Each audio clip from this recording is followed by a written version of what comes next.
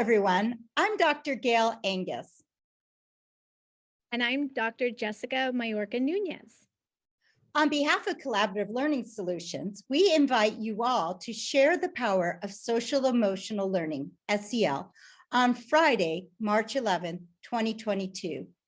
Studies show that SEL delivers long-term improvement in skills, behavior, and academic performance while reducing anxiety, depression, and substance abuse.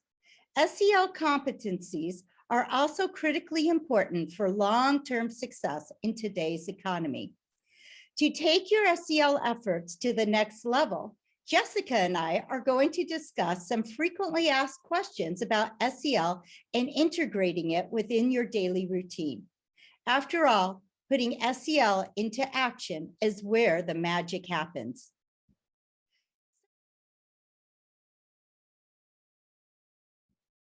So Jessica, here's my first question for you. What are your thoughts around how SEL can improve student behavior?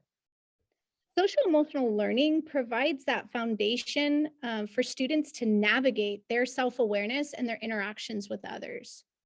So this translates to both adaptive and maladaptive behaviors.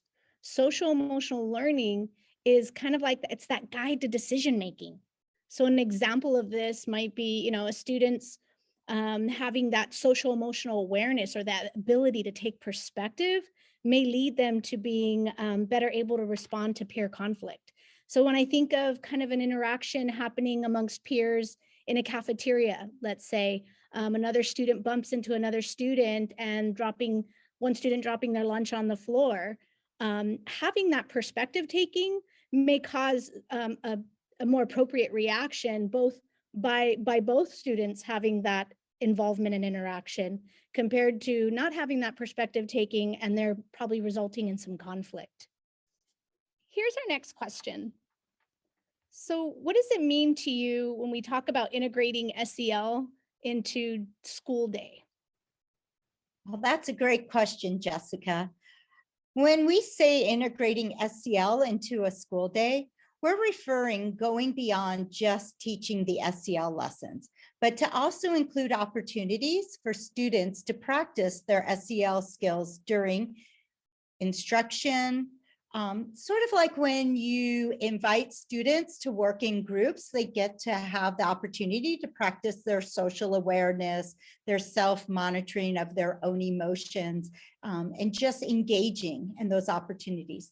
We also are talking about modeling using SEL skills. So the staff, the teachers, the adults around the students, that gives them a chance to show students how they are utilizing these SEL strategies, such as when they're upset and stopping for a moment and taking a breath, or maybe getting a drink of water before responding. They also can even have the whole class take a breath with them and turn that into a mindful moment so that they get that experience and to see that it's okay. Another time is taking those teachable moments and walking the students through how they can utilize their social emotional strategies. And even as an adult, metacognitively pointing out how they're utilizing their SEL competencies to maneuver through these strategies. How do we support educators with integrating SEL into instruction? Well, first, we want to make sure that adults have their own emotional competence. So adult training and building that expertise is essential for social emotional learning.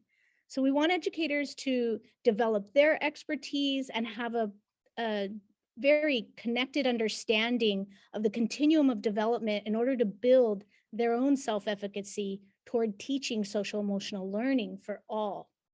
So they need the tools, the time, and support from district leadership to prioritize their educators' time to build their capacity.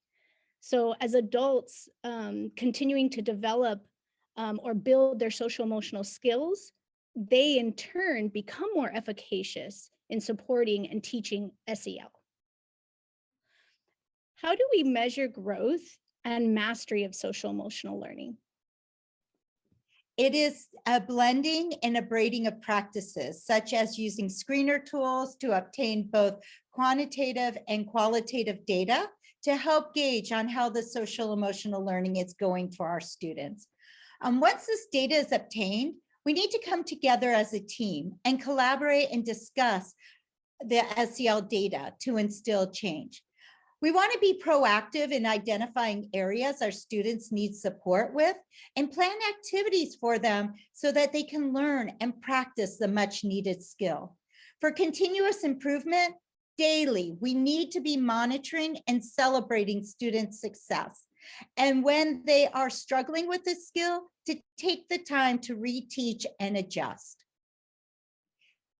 Thank you all for joining us today, and please be sure to celebrate SEL Day on March 11th.